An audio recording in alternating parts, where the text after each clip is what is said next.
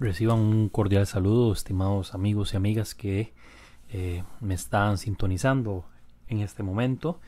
Vamos a continuar con la segunda parte del programa acerca de la colaboración judía durante el Holocausto.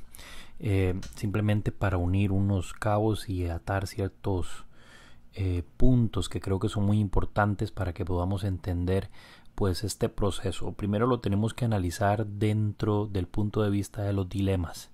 No podemos nunca ponernos en los zapatos de las personas que fueron obligadas prácticamente a colaborar o bien se les puso entre la espada y la pared. Jamás podremos dilucidar el dilema de escoger entre la seguridad de la familia y enviar a la muerte a los demás, o la seguridad propia y asegurar un poco más, ganar un día más de vida o colaborar en el proceso de exterminio en las cámaras de gas. Eso no lo podemos entender. Este programa tiene como fin no desnudar o mostrar alguna verdad que no se haya comentado, o satanizar este proceso. No.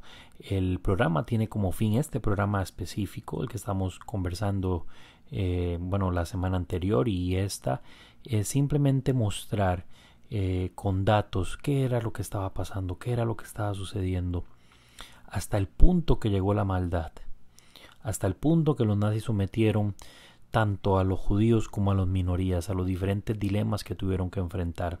De eso se trata este programa y ese es el fin. El fin último, como lo hemos comentado en otras ocasiones, el de educar, el de formar.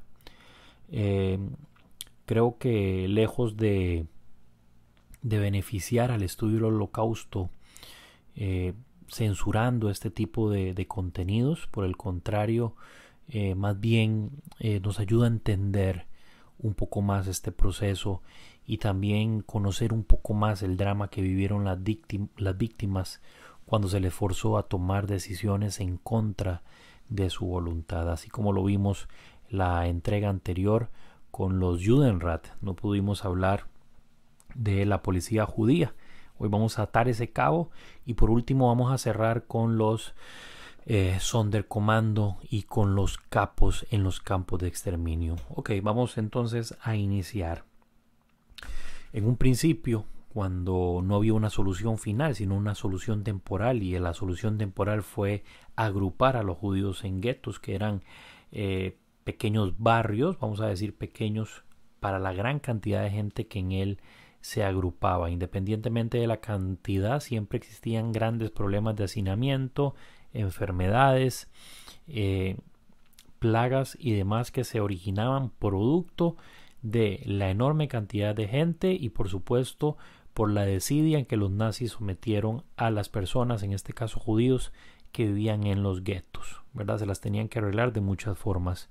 Cuando la tarea se vuelve faraónica, titánica, y los nazis se dan cuenta que es imposible controlar, inclusive con mano dura, a los judíos dentro del gueto, se les ocurre la idea de formar entonces una especie de organización comunitaria, por supuesto integrada por judíos, que se va a encargar de ser, como mencionamos en el programa anterior, un canal entre las órdenes que brindaban los nazis y los judíos que habitaban en el gueto. Bueno, esta labor la hacían los Judenrat. En ocasiones el trabajo del Judenrat, por ejemplo en el gueto de Varsovia o el gueto de Lodz, que es de los que hemos estado hablando, pero también hubo Judenrat en los cientos y miles de guetos que estuvieron esparcidos por todo el Reich. Se tenían muchísimos problemas para poder llevar a cabo las órdenes, para cumplirlas a cabalidad. Es así como los Judenrat, junto con la administración nazi, deciden entonces instaurar una organización de seguridad para mejorar las normas de acatamientos que los nazis exigían. Fue así como se funda la denominada policía judía, esto con el objetivo para obligar a cumplir, entre otras cosas, la voluntad alemana, la entrega de propiedades judías, que imagínense ustedes el problema que esto podía significar. Los judíos entregar sus propiedades, por supuesto que los Judenrat iban a tener problemas para que acataran estas instrucciones dadas por los nazis, por lo que la fundación de la policía judía se volvió necesaria. también para vigilar el trabajo que realizaban los judíos y más tarde, como lo vamos a ver, entregar la vida de los judíos a sus captores.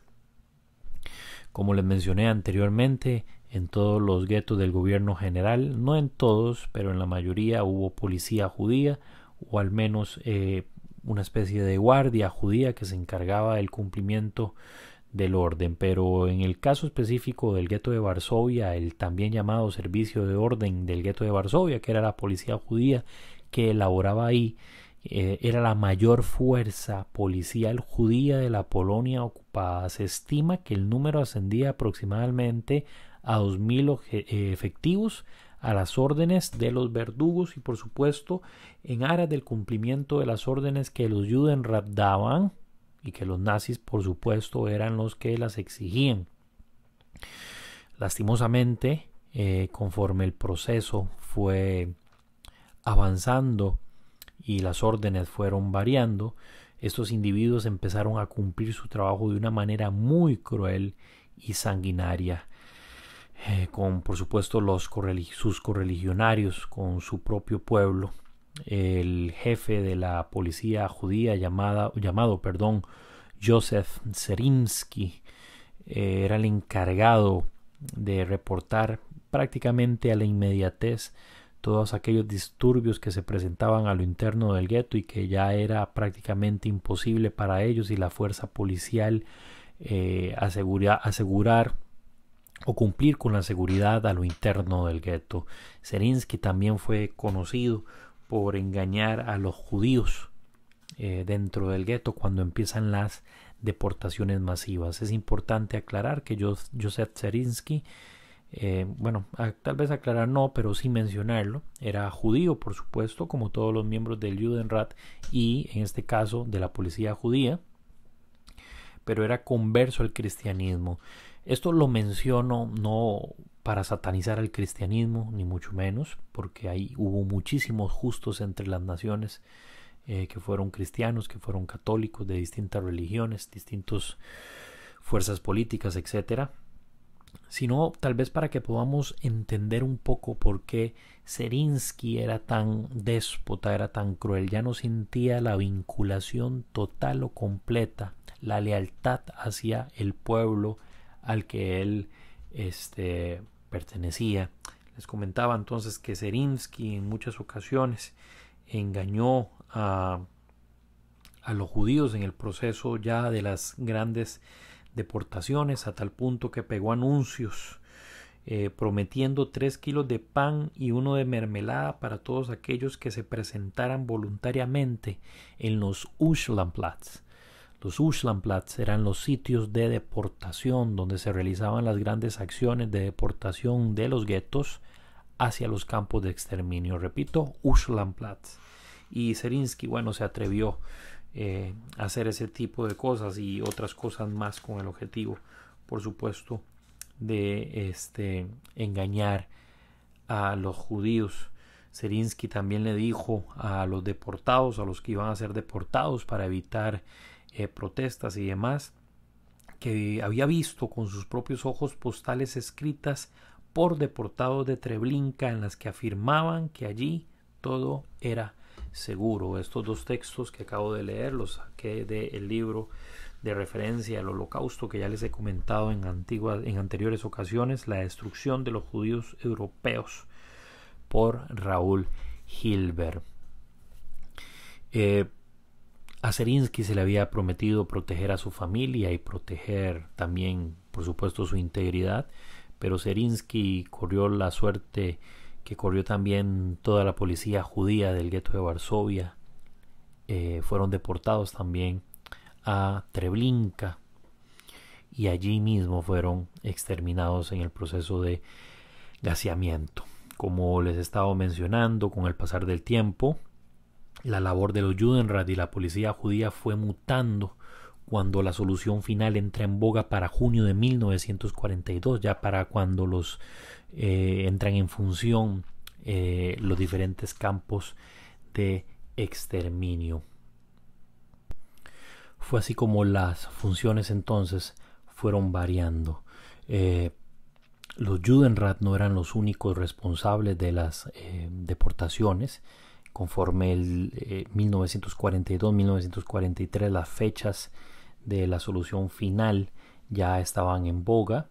Los nazis también le ordenaron a la policía judía proporcionar por cada uno 7 personas diarias. De lo contrario, ellos mismos se enfrentarían al reasentamiento. Esa palabra reasentamiento era un eufemismo que utilizaban los nazis para referirse, por supuesto, a las deportaciones y al exterminio. Ya en los campos utilizarían otro eufemismo llamado tratamiento especial, que se refería al gaseamiento. Cada policía llevaba a todo el que encontrara, sin importar quién fuese. Ya en los momentos desesperados, inclusive llevaban amigos, familiares, incluyendo miembros de su familia inmediata, hijos, esposa, hermanos. Meses después, como era de esperarse, los propios policías judíos fueron atrapados en la última gran acción, deportados a Treblinka y gaseados, corriendo la misma suerte que corrieron los que anteriormente habían deportado o ayudado a deportar. Vamos entonces a continuar ahora a tocar un tema bastante delicado, igualmente delicado que los Judenrat y la policía judía. Es el caso de los Sonderkommando y los capos, que podríamos llamarle como el segundo paso en el dilema de participación judía en el proceso de exterminio en los campos de la muerte. Realmente ahorita no hay consenso entre los historiadores en dónde, cómo y cuándo se toma la decisión de construir campos dedicados ya no solo a la concentración de judíos, como lo fueron los guetos, sino también a la destrucción inmediata de estos mediante el gasamiento en masa.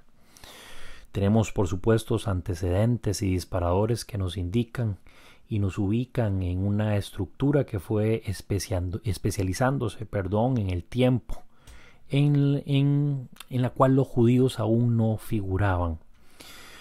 Las primeras víctimas del gas no fueron los judíos, fueron los enfermos mentales, los lisiados, los héroes de guerra, alemanes, minusválidos, y a los que los nazis también llamaban bocas superfluas.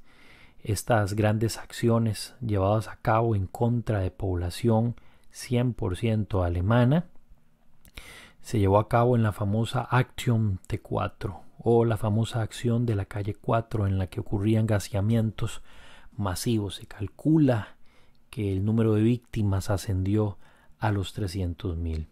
A estas víctimas se les exterminó mediante inyecciones o en cámaras improvisadas, falsas duchas, ¿verdad? Ya probando, por decirlo así, la técnica, la mentira que iban a utilizar en los campos de exterminio, o también liberando el monóxido de carbono mientras dormían, y más tarde en los famosos camiones de Helmo, ajustados para asesinar en las cajuelas con una especie de sistema que adaptaba el escape del motor. Podemos decir también que durante esta primera experimentación, que arranca exactamente con la firma del decreto de Hitler, precisamente coincide con la invasión a Polonia, es cuando, utilizando palabras que utilizarían los nazis, o mejor dicho en su argot especial, la limpieza de sangre. Había que empezar en casa para luego extenderse hasta donde fuera posible. Había que eliminar lo impuro de casa, y en este caso lo impuro eran los mismos alemanes que tenían alguna deficiencia intelectual, algún problema físico-motor o algo que ellos llamarían un defecto físico. Lo paradójico, y me atrevería a decir lo terrible, lo dantesco de todo esto, es que los primeros asesinos en masa no fueron miembros de las SS o fervientes miembros del partido, sino médicos, enfermeros a cargo de pacientes a los que tenían que tratar y también tenían que cuidar. Su nueva función consistía en envenenar pacientes y engañar a sus familiares. A los familiares eran engañados. Se les decía que habían muerto por alguna especie de deficiencia cardíaca, algún mal que de pronto se presentó, y que sus familiares entonces habían fallecido. Estas funciones se fueron delegando paulatinamente a los camiones de gas que operaban en Helmno y como mencioné más tarde, como mencioné ahorita, empezaron a trabajar acá. Vamos a ver, esta forma de gasear impedía hasta cierto punto el contacto directo con el asesinato y además también alivianaba la carga a los funcionarios de los centros de salud encargados en un inicio de asesinar. Pero bueno, el cambio también suscitó un problema. Los mismos miembros o las personas que se encargaban de hacer estos gaseamientos en los camiones de Helmno eran los SS. Ellos se encargaban desde subir a las víctimas, gasearlas, enterrarlas y limpiar los camiones que se ensuciaban con heces, vómitos y hasta sangre de los sometidos a tratamiento especial. Por supuesto que esto generó una molestia generalizada entre los encargados de la acción y al mismo tiempo también estaba ocurriendo algo bastante cruel en el frente oriental. Miles de judíos estaban siendo asesinados por sus captores por medio de un disparo en la nuca casi a quemarropa. Estas muertes incluían mujeres y niños que morían asesinados a manos de sus captores. Fue precisamente en este lugar, estimados oyentes, en las zanjas del este que los mismos judíos construían, como en Baby Yar, como en Ponari. Ellos mismos, cavaban esas zanjas y allí mismo, en esas zanjas, se empezó a dar forma al holocausto. Constantemente y erróneamente también se piensa que los nazis eran monstruos sedientos de sangre y con fervientes deseos de asesinar. Lo cierto es que la gran mayoría se vio seriamente afectada por los fusilamientos y también las personas que estaban gaseando en Helmno. Los seres humanos, porque también eran seres humanos cegados por una ideología, estaban gaseando en Helmno. Hay un discurso muy famoso que Himmler esboza durante las famosas matanzas que se están llevando a cabo en el este durante la Operación Barbarroja, que leo para ustedes. Dice así: deseo mencionar aquí con la mayor claridad un capítulo particularmente difícil. Entre nosotros debe ser mencionado una sola vez con mucha claridad, pero en público nunca hablaremos de ello. Me estoy refiriendo a la evacuación de judíos, al exterminio del pueblo judío. El pueblo judío será exterminado, dice cada camarada del partido. Está claro en nuestro programa. Eliminación de los judíos, exterminio, lo llevaremos a cabo. Y bueno, Himmler empieza a dar una serie de justificaciones del por qué el pueblo judío debe ser exterminado, pero aquí hay algo que encierra lo que esto ya no es una matanza o un crimen contra la humanidad, una matanza en masa, sino un genocidio. Dice Himmler: decidí también en este punto que debía encontrar una solución final, pues no me pareció que se justificara exterminar, quiero decir, matar u ordenar que mataran a los hombres, pero dejar a los niños que crezcan y se venguen contra nuestros hijos y nuestros nietos. Himmler ya hablaba aquí de exterminar niños. En este discurso, estimados oyentes, no solo hay órdenes, sino también un temor generalizado en lo que sus subordinados, estando sometidos a altos niveles de estrés y a tareas que solo podían desarrollar ebrios o drogados, se podían convertir. Había un miedo generalizado en Himmler en la crueldad que podían desarrollar. Esto, si lo sumamos a las quejas de los camiones de gas de Helmno, volcaron a los nazis a tomar una de las decisiones más radicales. No por lo que ellos podían parecer, que eso era lo que principalmente les preocupaba, sino por lo que estaban a punto de vivir los judíos. Obligaron al pueblo judío, a los propios judíos, a participar en el proceso de exterminio de manera directa. Ya vimos cómo los Judenrat y la policía judía colaboró con la deportación, una tarea cruel a la que fueron sometidos los judíos en los guetos. Pero si pudiéramos establecer un punto de quiebre, un punto donde la moralidad siquiera puede ser mencionada, es la labor que realizaban los capos y los sonderkomandos. Primo Levi, un sobreviviente de Auschwitz. De hecho, su libro me acompaña acá. Primo Levi publicó 3 libros. Recientemente la editorial Península publicó sus 3 libros en uno solo. El libro se llama La Trilogía de Auschwitz. En este libro vamos a encontrar los 3 libros de Levi. El primero de ellos se llama Si esto es un hombre, el segundo La Tregua y el tercero Los hundidos y los salvados. De este voy a mencionar algunos capítulos a continuación para que nos cuenten un poco mejor de primera mano. También me acompaña el libro, un libro que creo que es imprescindible para entender el Holocausto y el drama que ocurre en las cámaras de gas. Es el libro de Philip Müller, 3 años en las cámaras de gas, un testimonio imprescindible.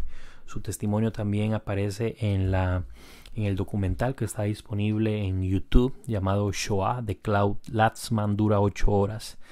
Es un documental enorme, pero que hay que verlo. Y Müller, el testimonio de Müller en ese documental es escalofriante. Escalofriante. No se puede quedar ajeno ante el testimonio de él. Y también el tercer libro que me acompaña hoy es el libro de Chill Ratman, Treblinka se llama. Chill Ratman trabajó en Treblinka como Sonderkommando y Philip Müller también en Treblinka como Sonderkommando. No hay, o al menos no conozco, un solo testimonio de un capo que haya sobrevivido. A los Sonderkommando también le llamaban los portadores del secreto, porque hubo un tiempo bastante prolongado en que los procesos de exterminio eran un total y completo secreto. Pero les decía que Primo Levi, un sobreviviente de Auschwitz, llamó a estos lugares, si podemos llamarlos así, de trabajo, como la zona gris. Era un sitio de reclusión permanente donde cientos de judíos participaban en el proceso de exterminio sistemático en los campos de exterminio, tanto en Auschwitz-Birkenau como en los demás campos de exterminio erigidos durante la operación Heydrich, la famosa operación de deportación masiva en las grandes acciones que se realizaron en los distintos guetos del Generalgouvernement, en Treblinka, Belzec y Sobibor, así también como Majdanek y por supuesto en Auschwitz. Allí, secuestrados por los nazis y bajo la amenaza de trabajar con ellos o morir en la cámara, estaban recluidos los capos. Los capos eran líderes de cuadrilla que respondían a los vigilantes, y estos a su vez al director del campo. Estaban encargados, entre otras cosas, del orden y del cumplimiento de las normas de ejecución, y también, por supuesto, de exterminio en los corredores de la muerte y en los hornos donde se cremaban los cuerpos. Si un capo no cumplía con la cuota de rendimiento, era castigado severamente por las SS, que eran los que vigilaban el campo, o bien era asesinado junto al siguiente cargamento de judíos que llegaran al campo. Así los capos, por el mero instinto de supervivencia y el deseo de aferrarse a vivir un día más, se convirtieron en sanguinarios jefes al servicio de los nazis. Tal era su eficiencia, me refiero a los capos, por supuesto, que después se volvió innecesario tener guardias vigilándolos durante los traslados de miles de judíos a las cámaras de gas. Por supuesto que en un principio los nazis tenían que estar ahí por decenas. Ya después se asignaba un solo hombre. Primo Levi, por supuesto, voy a leer para ustedes un pequeño extracto de cómo Levi describe a los capos que trabajan en los campos de exterminio. En este caso, en Auschwitz, leo para ustedes. Dice así: ¿Quién llegaba a ser capo? Hay que hacer otra vez ciertas distinciones. En primer lugar, aquellos a quienes se les ofrecía tal posibilidad, es decir, los individuos en los cuales el comandante del lager o campo o sus delegados entreveían la posibilidad de que fueran colaboradores, reos comunes sacados de las cárceles, por ejemplo, más tarde también judíos que veían en la partícula de autoridad que les era ofrecida el único modo de poder escapar de la solución final. Pero muchos, como hemos dicho, aspiraban al poder espontáneamente. ¿Podemos juzgar a los capos? ¿Podríamos hacer un juicio como en los juicios de Nuremberg y condenarlos? ¿Podríamos hacer un juicio como el que fue sometido Eichmann y condenarlos a la horca? Por supuesto que no. Los humanos somos total y completamente impredecibles en situaciones extremas. Lo que podemos hacer en circunstancias como estas, ante esta evidencia y testimonio de personas que estuvieron recluidas en los campos, es callar y aprender. Pero bueno, peor escenario que los capos tuvieron las personas que se encargaban de engañar y guiar a sus correligionarios, a su propio pueblo, a las cámaras de gas. Las víctimas, antes de entrar, tenían que atravesar el proceso de selección realizado por el personal médico en los campos de exterminio, por supuesto. Estos eran llevados a cabo por los personajes que les mencioné hace un momento, los Sonderkommando. Eran unidades a cargo de los capos que ayudaban a bajar del tren. Como primer función había una delegación, por decirlo así, encargada de bajar del tren a los recién llegados. Estos eran dispuestos al frente, por supuesto, de los médicos de las SS para ser seleccionados. Después de una caminata de pocos minutos, cuando se seleccionaban para la muerte, llegaban hasta los corredores de las cámaras. Nadie, absolutamente nadie, más que los Sonderkommando, sabía de lo que realmente se trataba.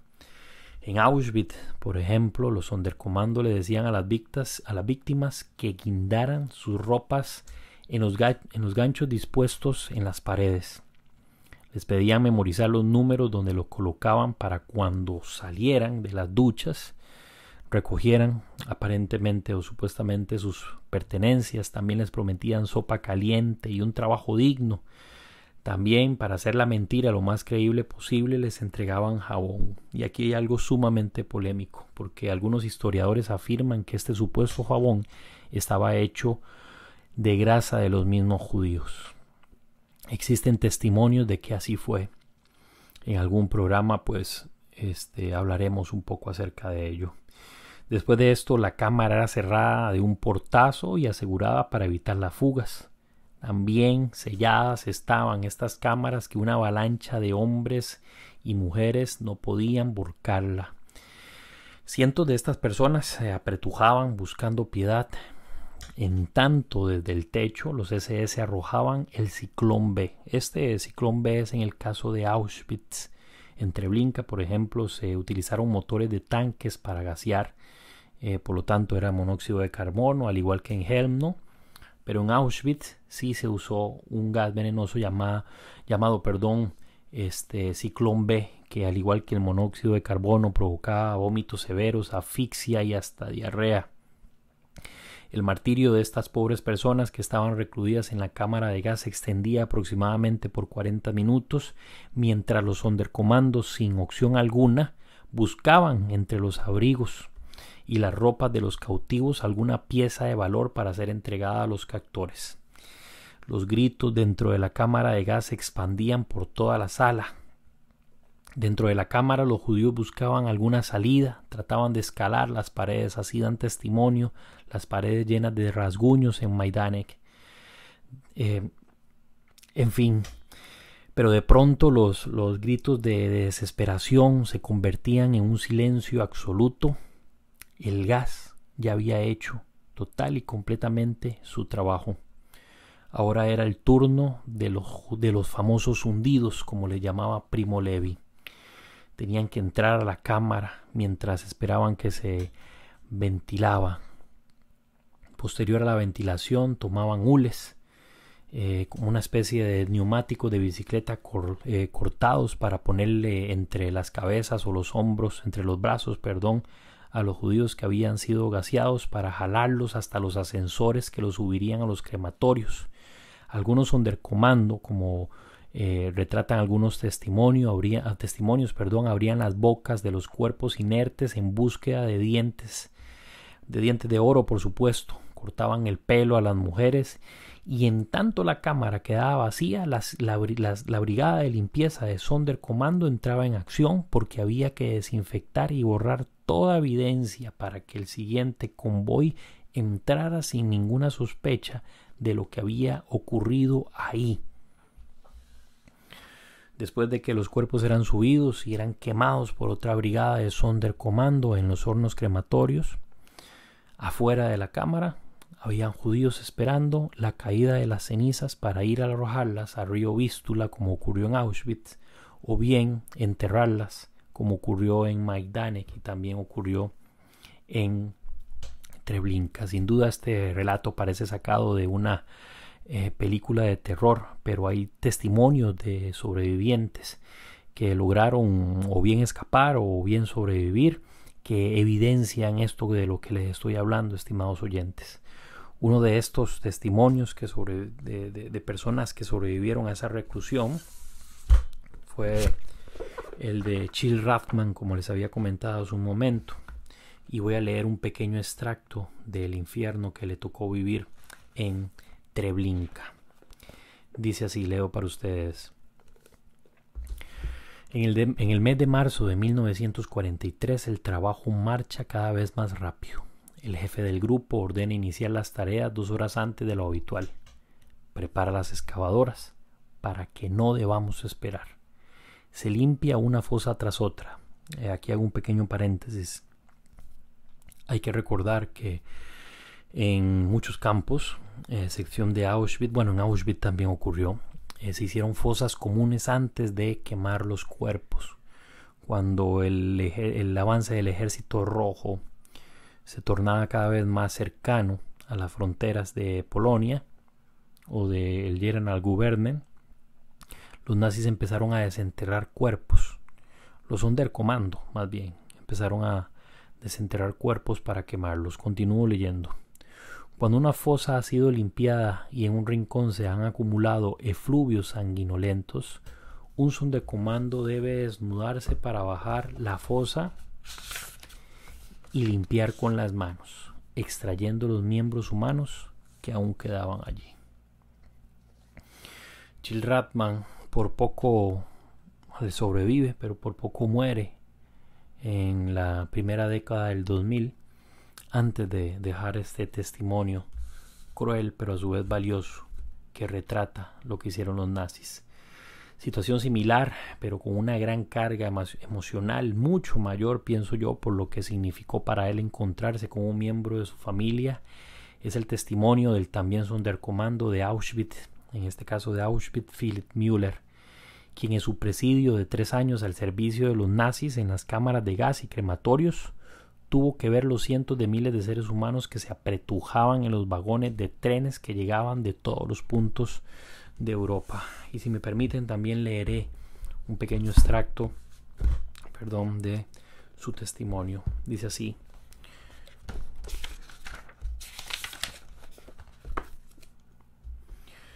unos pocos días después, cuando llegó la vagoneta del hospital, el cuerpo de mi padre se encontraba entre los muertos. Aquí hay que aclarar algo. Philipp Müller estaba en Auschwitz, y cuando Müller habla del hospital, no se refiere a un hospital con todas las de la ley que existía en el campo, sino una especie de galerón donde los muertos esperaban prácticamente su hora. En este caso, Müller se encuentra con un cargamento de personas que debía de quemar a su padre. Sigo leyendo. Mis compañeros de presidio llevaron su cuerpo al crematorio y lo colocaron en la vagoneta de la habitación de las cremaciones. Delante de los llameantes hornos, un compañero de equipo recitó el Kadish. El Kadish es la oración judía para los muertos. En muchas ocasiones ante la magnitud de los testimonios y en la magnitud de los hechos, es necesario dejar que las voces de aquellos que padecieron en carne propia hablen por nosotros, por analistas o por historiadores. Podemos llegar a especulaciones inclusive entre las razones que llevaron a los judíos a colaborar de la forma en que lo hicieron con los nazis. Hubo rebeliones, hubo resistencia, pero también ocurrieron estas cosas que son necesarias hablarlas. No sabremos nunca, la verdad, que los pocos que sobrevivieron coinciden en que la única razón por la que decidieron colaborar fue para aferrarse a la vida, otros con la esperanza de salvar o encontrar a su familia o salvarla de una muerte segura, pero además nunca dejaron de ser, además de eso nunca dejaron de ser conscientes de lo que estaba pasando. Sabían que su trabajo ayudaba al proceso de exterminio. Por esta razón no hubo pocas rebeliones en los mismos guetos y campos, como les acabo de mencionar, dirigidas por los judíos que participaban en el proceso de exterminio y que un día decidieron morir con valentía o sobrevivir con dignidad. Para terminar este programa, que se nos hizo de 2 partes por la naturaleza del análisis que había que realizar, quiero leer ya por último unas palabras de Primo Levi que hace referencia a cuál debe ser nuestra posición con respecto a estos individuos. Dice así: cada individuo es un objeto tan complejo que es inútil prever su comportamiento. Por eso pido que la historia de los, abro comillas, cuervos del crematorio, como le llamaba Primo Levi, sea meditada con compasión y rigor, pero que no se pronuncie juicio sobre ellos. Estimados oyentes, nuestra labor es aprender para tratar de entender. Y entender, como decía también Primo Levi, y en algún momento lo dijo Hannah Arendt, entender no es olvidar. Entender nos permite a nosotros prevenir. Y ese es el fin de este programa en específico y de nuestro programa de podcast Show A. Nos encontramos la próxima semana con un programa bastante interesante sobre las empresas que colaboraron con los nazis durante el proceso de exterminio. Se podrían sorprender de la cantidad de compañías y empresas que aún funcionan y que fueron baluarte en el proceso de exterminio y financiaron a Hitler y al partido nazi. Nos encontramos. Un cordial saludo.